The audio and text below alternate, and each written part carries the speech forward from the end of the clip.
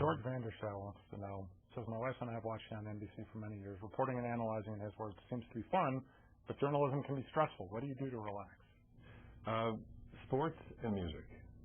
I am a season ticket holder for the Washington Nationals, and I go to the Washington Wizards basketball games. I watch the Buffalo Bills beat the Denver Broncos occasionally on the satellite dish, and music. Van Morrison, Bruce Springsteen, James Taylor, John Fogerty, a lot of music.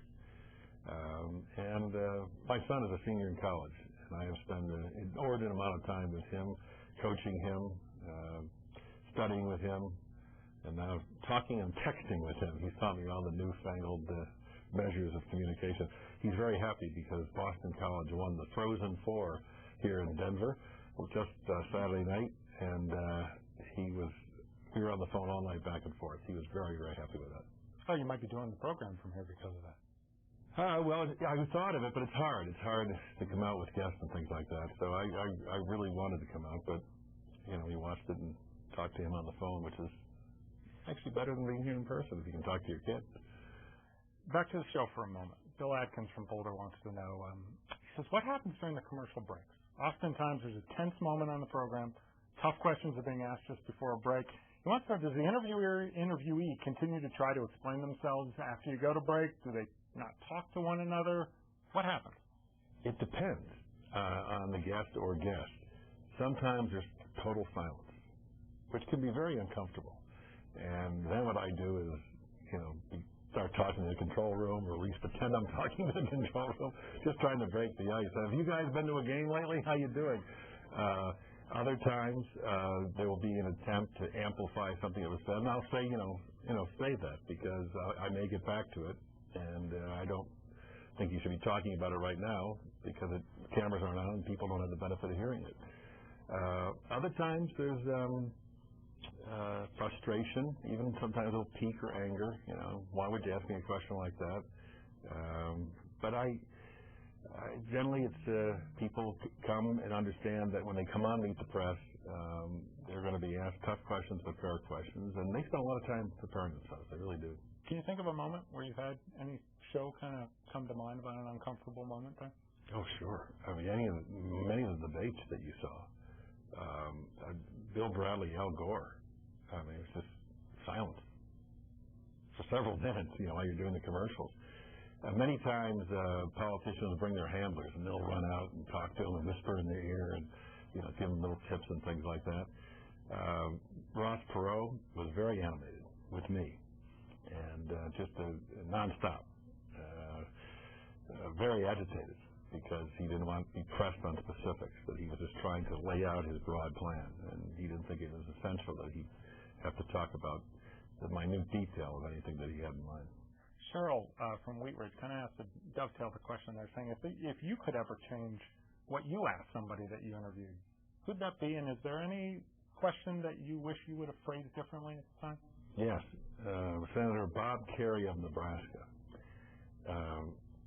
cast the deciding vote for President Clinton's budget plan. And he was debating that internally. He was afraid that if he voted for the Senate version, that when it went to the House or came to a conference committee, when it all comes together, the different versions, all the tough things he voted for, the unpopular things, would be taken out of the bill.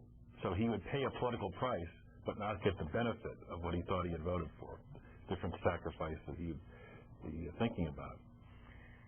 He is a war veteran from Vietnam, an amputee.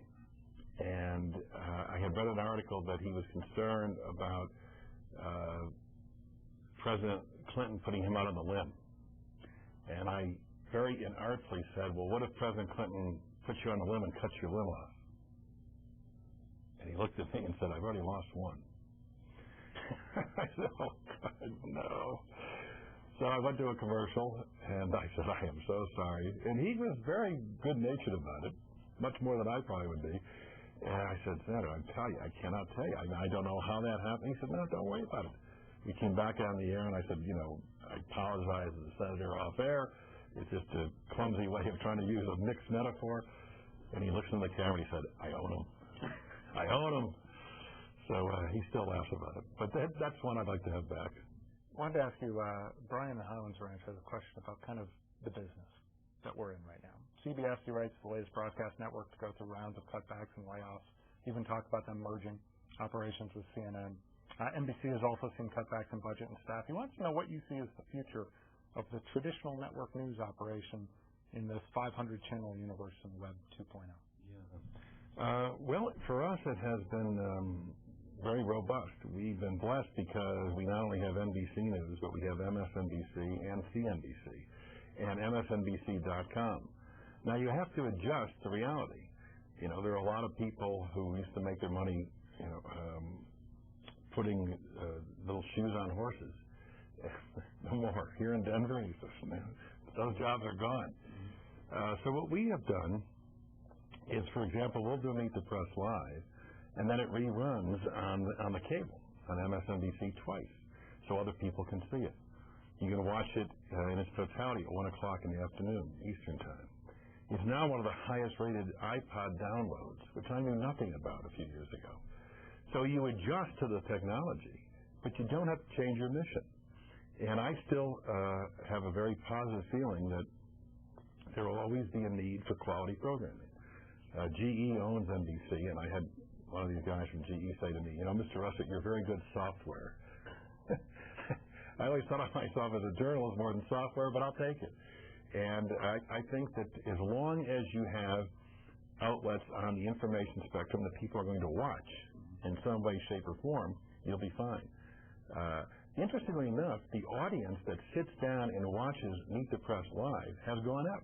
It has not in any way diminished by all these other outlets. So it has only helped us, and I think extended the brand, quote unquote, as opposed to challenging. Tim Russert, thank you so much for being on your show. Great to be here.